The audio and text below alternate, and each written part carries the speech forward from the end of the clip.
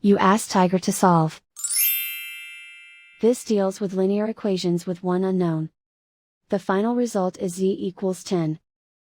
Let's solve it step by step. Simplify the expression. Expand the parentheses.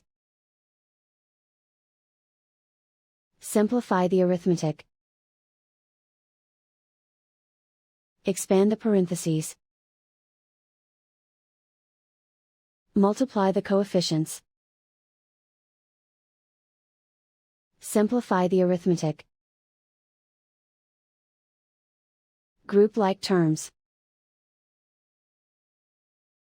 Simplify the arithmetic. Expand the parentheses. Simplify the arithmetic.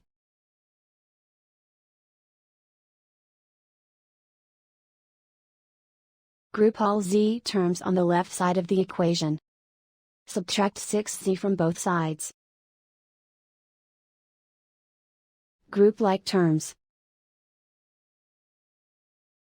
Simplify the arithmetic. Group like terms. Simplify the arithmetic. Group all constants on the right side of the equation. Add 23 to both sides. Simplify the arithmetic.